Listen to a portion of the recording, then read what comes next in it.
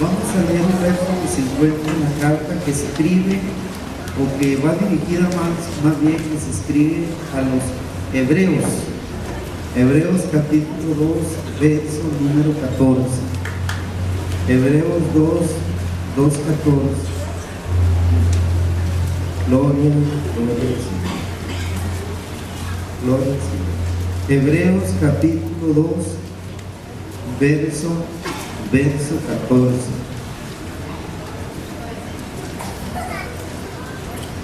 ¿Qué? 2:14. Amén. Vamos a abordar un tema, pues, que quizá es muy común, anda muy de moda. Vamos a abordarlo, pero quiero leer este verso que dice así: así que por cuanto los hijos participaron de carne y sangre, él también participó de lo mismo, para destruir por medio de la muerte al que tenía el imperio de la muerte, esto es, al diablo. Esto es, al diablo. Amén. Oramos a Dios. Muy bien. Hermanos, quiero entonces tomar un poco de tiempo para tratar de explicar este verso que hemos leído. Dice la última parte del verso: para destruir por medio de la muerte al que tenía el imperio de la muerte, esto es, al diablo. Y voy a hablar acerca de este tema. Quiero hablar acerca de la destrucción del imperio de la muerte. La destrucción del imperio de la muerte. ¿Qué es un imperio? Un reino, un gobierno. Amén. Un imperio, o la palabra imperio, viene del latín imperium, y es una forma de organización, precisamente una forma de organización estatal, en la que la autoridad recae en la figura del emperador. Es decir, hay una figura de autoridad en ese reino, en ese imperio. Por eso siempre el emperador va a ser el que ostente el poder, porque él es el monarca,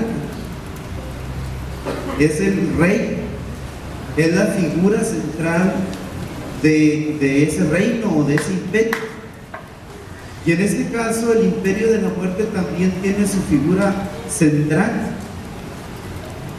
Por eso dice: para destruir por medio de la muerte al que tenía el imperio de la muerte. Y aclara quién es el que tenía el imperio de la muerte. Esto es el diablo. El diablo. Y fíjense bien, hermano, hay un momento que registra la historia de la humanidad, que ese momento lo menciona Pablo. Se puede decir que es un momento triste, un momento trágico, porque Pablo lo menciona cuando le escribe a los romanos en el capítulo 5, en el verso 12, dice él: por tanto, como el pecado entró en el mundo por un hombre, y por el pecado la muerte, así la muerte pasó a todos los hombres por cuanto todos pecaron. El pecado entró en el mundo por un hombre, es decir, se filtró al mundo por un hombre, y por ese pecado también se filtra la muerte. Hasta este momento, según lo que registra la Biblia, la muerte no se había llevado a cabo en la práctica. La muerte solo era una advertencia.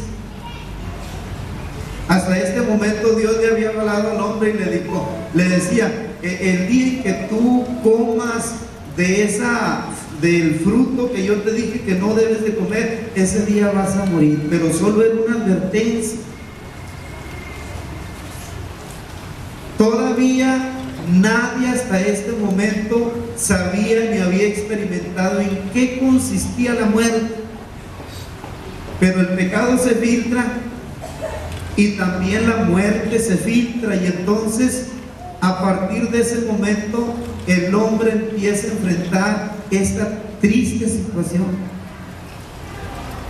Nunca es agradable hablar acerca de la muerte. Desagrada este tema. Sin embargo, así hasta en un sentido filosófico, hay quien dice que la muerte es parte de la misma vida. Desde cuando se filtra la muerte en este mundo, la muerte viene a ser parte de la vida. Es decir, la vida y la muerte son dos elementos o dos temas que son muy difíciles de separar. Hay quien dice que mientras el hombre vive, también está muriendo. A medida que avanza el tiempo, los años, los días, los meses, los años, y viviendo el hombre también está muriendo. Es aquí donde se establece también el imperio de la muerte liderado por el diablo y sus ángeles. Y qué tremendo, hermanos, porque con todo y que el hombre fue hecho por Dios para vivir, inevitablemente empieza a morir. Con todo y que el hombre fue hecho por Dios para vivir, inevitablemente a partir de que el pecado y la muerte se filtran en este mundo, el hombre empieza a morir. El hombre se enfrasca o se trenza en una lucha sin tregua, en una lucha sin cuartel contra la muerte. La muerte persigue al hombre tratando de dañarlo, de alcanzarlo, y el hombre intenta echar mano de todo lo que tiene, todo lo que está a su mano, en ese afán de derrotar de la muerte, o cuando menos librarse de la muerte, pero no lo logra. Es decir, ese momento tan difícil, tan terrible, tan trágico de enfrentar la muerte, ese momento se vuelve inevitable. Salomón el sabio, cuando reflexionaba sobre esto, según la Biblia, Dios habla hoy, él menciona acerca de este tema y dice que no hay quien tenga poder sobre la vida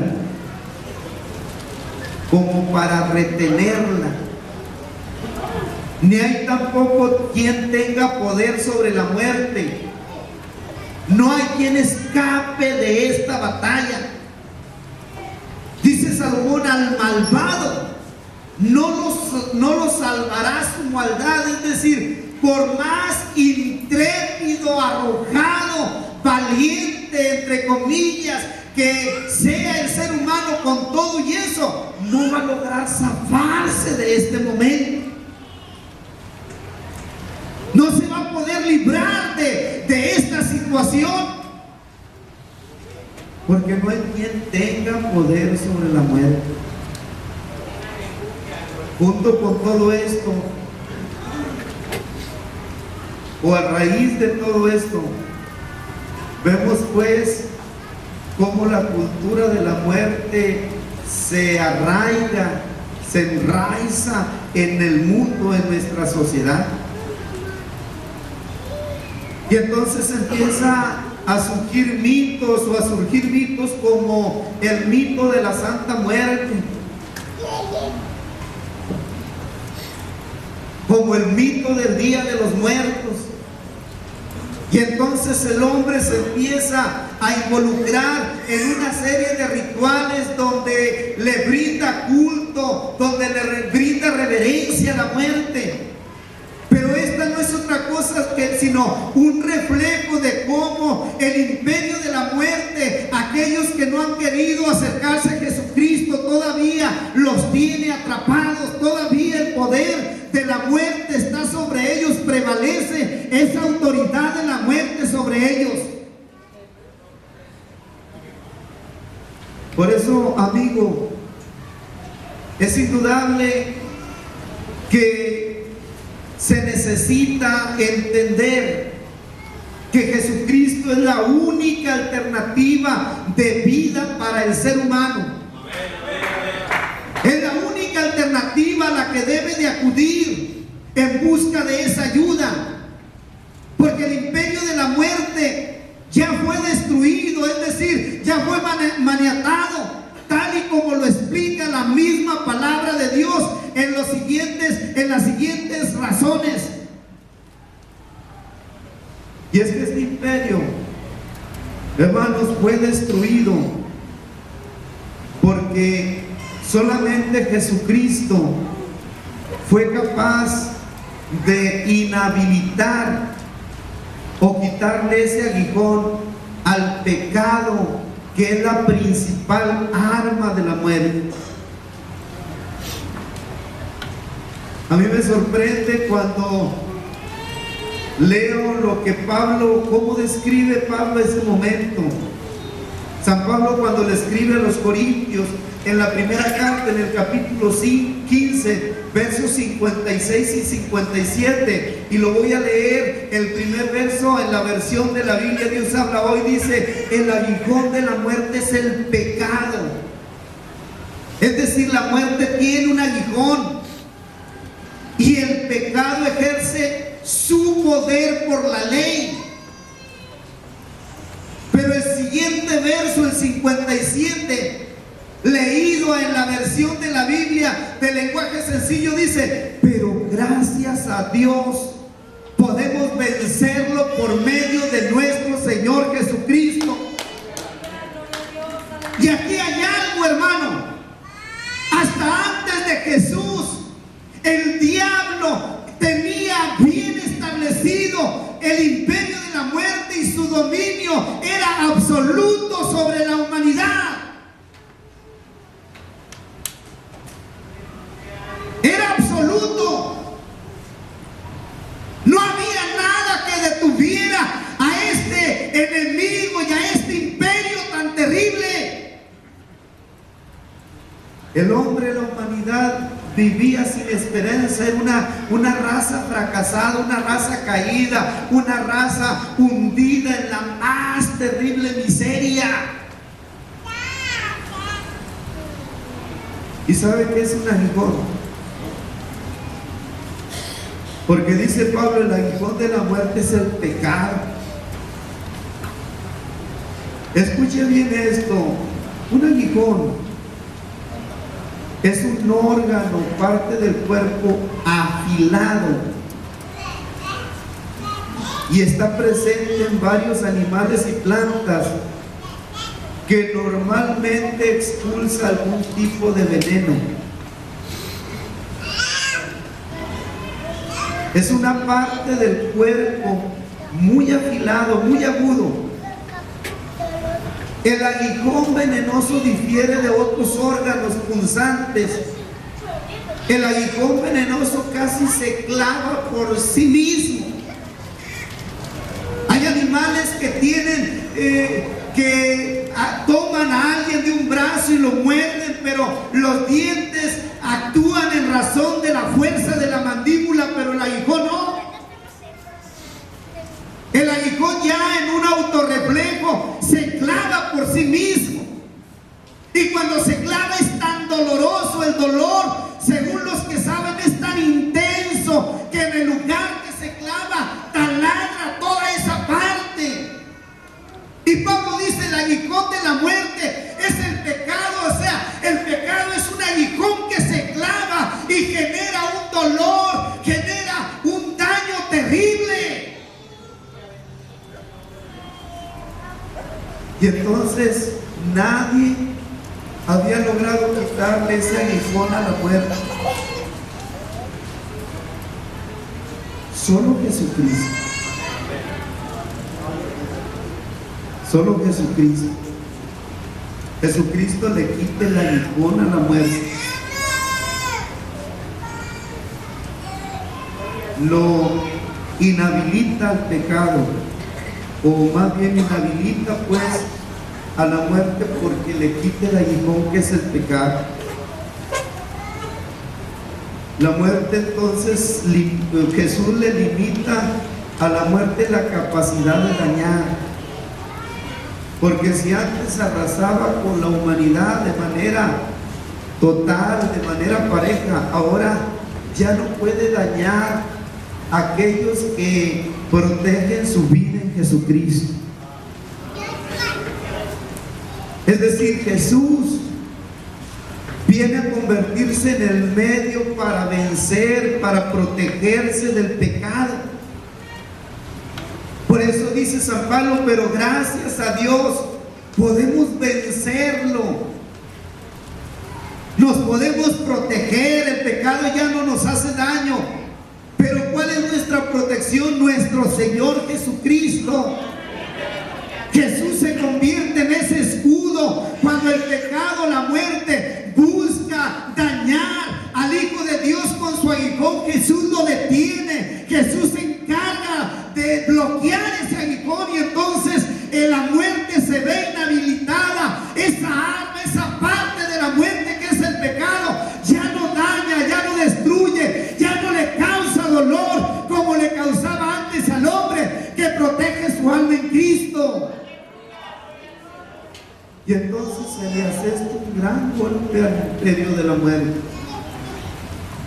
Ya no tiene esa misma efectividad la muerte. Ya no arrasa con la humanidad. Pero luego, hermanos, hay algo más que sucede. Porque no solo le quita Jesús el aguijón, esa parte tan peligrosa que daña tanto al hombre, a la muerte, sino también Jesús se encarga de derrotar, de vencer a los representantes de la muerte en la cruz. A mí me asombra porque la muerte, o más bien la cruz, siendo un instrumento de muerte, en la cruz solo se llevaban o se mandaban a la cruz a los delincuentes más peligrosos. Los que merecían la cruz es porque habían hecho algo muy grave o porque era gente de un nivel de peligrosidad enorme. Pero ese instrumento de muerte, ahí en ese instrumento, a través de ese instrumento, Jesús se encarga de derrotar a los representantes de la muerte. Pablo, cuando le escribe a los Colosenses, en el capítulo 2, en el verso 14 y 15, en la Biblia de lenguaje sencillo dice: Dios anuló el documento de deuda que había contra nosotros y que nos obligaba. Luego dice, lo eliminó clavándolo en la cruz. Dios despojó de su poder a los seres espirituales que tienen potencia y autoridad, y por medio de Cristo los humilló públicamente, llevándolos como prisioneros en un desfile victorioso.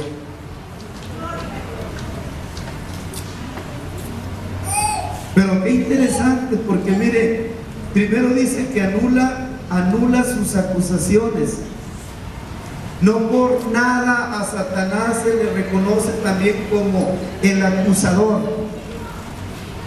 A todos los demonios que componen o integran el ejército de Satanás, ellos se alegran y son expertos en estar pendientes que alguien cometa un error, un pecado, para irlo a acusar delante de Dios. Cuando Job estaba en aquella condición tan lamentable, Dios estaba muy orgulloso de Job y le dice, Satanás va entre los hijos de Dios y Dios lo detecta y le dice, ¿has visto a mi siervo Job, que no hay ninguno como él? No hay alguien más íntegro que él. Pero Satanás jamás o en ningún momento va a hablar en favor de la creación de Dios, que es el hombre. Y entonces intenta persuadir a Dios para que le haga mal a Job. Y luego le dice, pero lo tienes rodeado de bienes, así, ¿cómo no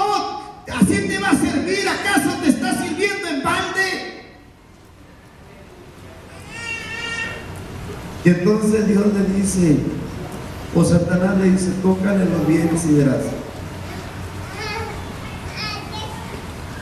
Pero Satanás es ese acusador, es ese que va y trata de difamarnos delante de Dios. Y entonces sus demonios, todos esos seres espirituales de maldad, hasta antes de la muerte de Jesús en la cruz, tenían ellos un documento donde decía: por cuanto todos pecaron, están destituidos de la gloria de Dios. Había ese documento. El hombre no tenía posibilidades de entrar al cielo. Y entonces dice San Pablo: Dios anuló el documento de deuda que había contra nosotros y que nos obligaba, lo eliminó clavándolo en la cruz. Es decir, Jesús en la cruz les quita ese documento a esos acusadores y lo elimina. Con su muerte, con su sangre, lo elimina. Y entonces el imperio de la muerte recibe otro golpe ahí terrible. Pero no solamente hace esto, Jesús nos exhibe en la cruz. Dice: Dios despoja de su poder a los seres espirituales que tienen potencia y autoridad, y por medio de Cristo los humilla públicamente, llevándolos como prisioneros en un desfile victorioso. Les quita el poder, los humilla, los exhibe en un desfile victorioso. Es decir, Jesús en la cruz le dice a la humanidad: ya les di su libertad, estos ya no tienen autoridad, yo los vencí. Estos ya no los pueden tener bajo ese yugo. Por eso Jesús dice: venid a mí todos los que estáis trabajados y cargados, que yo os haré descansar. Llevad mi yugo sobre vosotros y aprended de mí, que soy manso y humilde de corazón, y hallaréis descanso para vuestras almas. Pero el hombre no entiende esto. Mira la cruz como una tragedia, como un acto donde un hombre fue mártir simplemente. Pero la cruz representa algo más. En la cruz es donde se vence al imperio de la muerte y de donde surge la vida. Jesús fue el único capaz de hacer eso. Les quita el poder, los humilla, los exhibe en un desfile victorioso. Como quien dice: amigo, Jesús te está diciendo, y a ti y a mí nos está diciendo: yo los vencí ya. Tú no tienes por qué seguir siendo esclavo del pecado. Estos ya no tienen poder, estos ya no te pueden hacer daño si yo te protejo. Si tú vienes a mí y recibes mi ayuda, estos ya no te van a hacer daño, porque el imperio de la muerte está derrotado. Todo es cuestión de que tú entiendas esto y que le des veracidad a estas cosas. Porque mira lo último que quiero mencionar, y que tiene que ver con la destrucción del imperio de la muerte. Este imperio es destruido porque Jesús toma control de él. Es decir, Jesús toma control del reino de la muerte. Dice San Juan, cuando escribe en el Apocalipsis, en el capítulo 1, en el verso 18, en esta versión de la Biblia Dios habla hoy, dice: y el que vive y estuve muerto, pero ahora vivo para siempre. Pero escuche esto, dice: yo tengo las llaves del reino de la muerte. ¿Por qué te digo, hermano y amigo, que Jesús tiene control de este reino? Porque la autoridad de Jesús está por encima de él. Es decir, si hay alguien que puede manejar la vida a su antojo, que tiene autoridad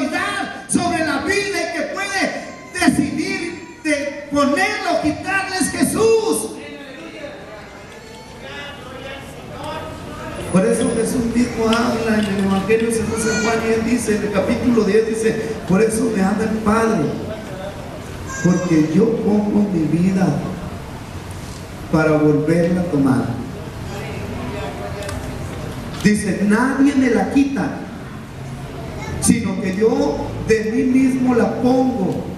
Pero mire cómo cierra el verso. Dice, tengo poder para ponerla y tengo poder para volverla a tomar. Tengo poder para ponerla y tengo poder para volverla a tomar. ¿Sabe por qué Jesús hace esto? Porque es el único que tiene autoridad sobre la vida y la muerte. Es el único. Es el único que tiene ese poder, tiene esa autoridad. Pero no solamente Él tiene autoridad sobre la muerte, sobre la vida y la muerte, sino también Él elimina. Hermano, ¿usted ha escuchado en alguna ocasión que alguien dice que la muerte huele?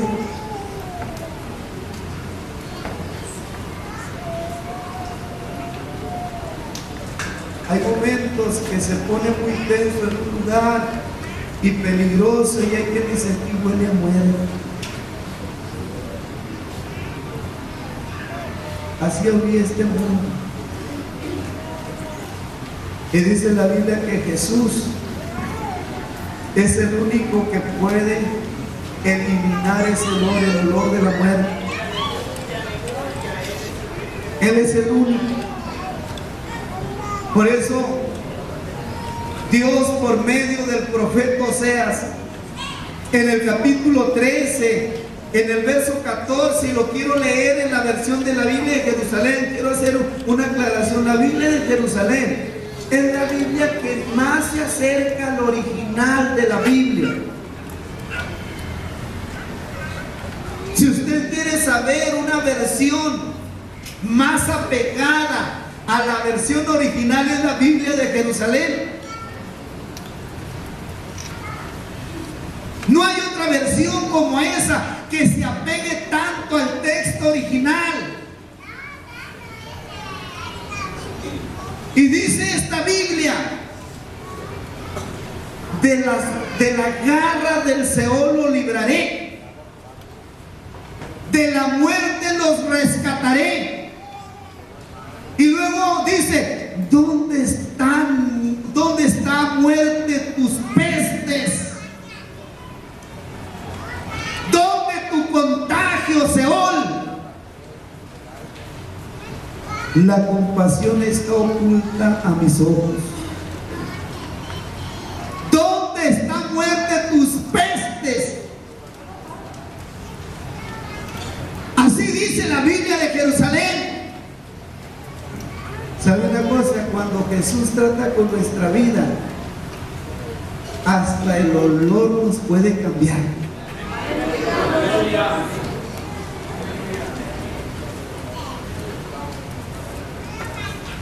Hasta el olor nos puede cambiar.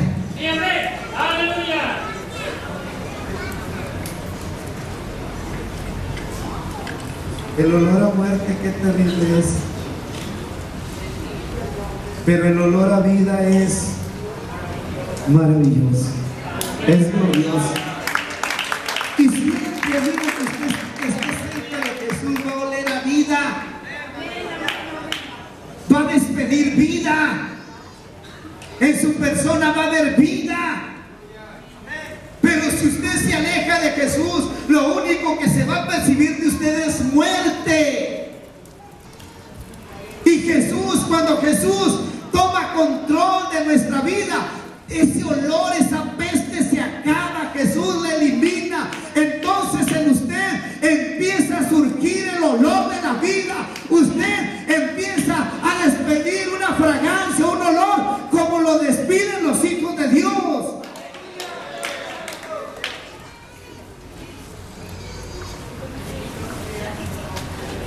Pero Jesús toma tanto control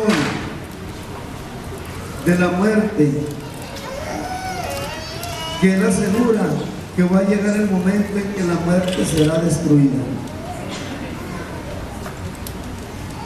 Cuando Pablo le escribe a los Corintios en el capítulo 15, en el verso 26, en esta misma versión de la Biblia de Jerusalén, dice que el último enemigo, si usted lo lee, dice: el último enemigo en ser destruido será la muerte. El último enemigo en ser destruido será la muerte. 1 Corintios 15, 26. Y yo me preguntaba, y bueno, ¿cómo va a ser destruido? ¿Va a haber alguna confrontación o qué va a pasar?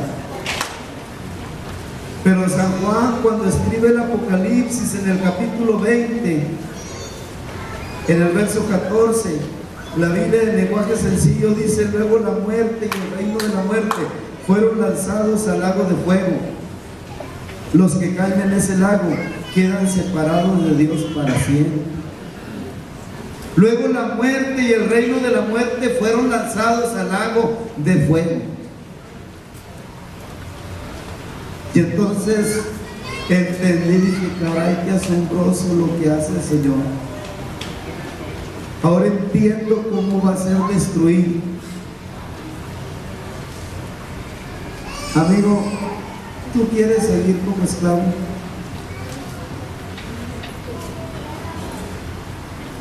¿Tú que no has aceptado a Cristo quieres seguir como esclavo?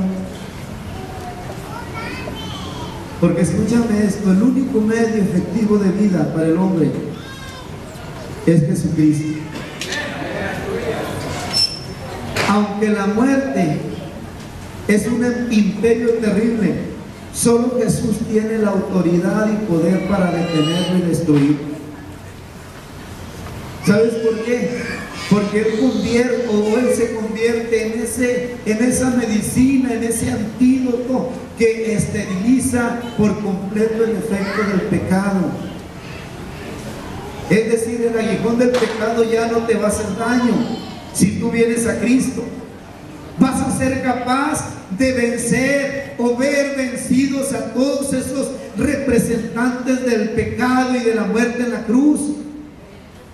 Pero sobre todo, Jesús ha maniatado al reino de la muerte, y Él habrá de lanzarlos un día al lago de fuego. Por eso tú no tienes por qué seguir de esclavo. Jesús quiere darte libertad, pero por eso Él dijo: y conoceréis la verdad, y la verdad os hará libre. Jesús quiere darle la libertad a tu alma. Ponte de pie, ponte de pie, y ayúdanos o acompáñanos a cantar una vez más esta alabanza: Hosana en las alturas. Aleluya. Gloria a Dios, gloria a Dios. Hosana en las alturas. Y cantando esta alabanza, queremos invitarte para que te acerques a este altar. Voy a invitar a los hermanos que son parte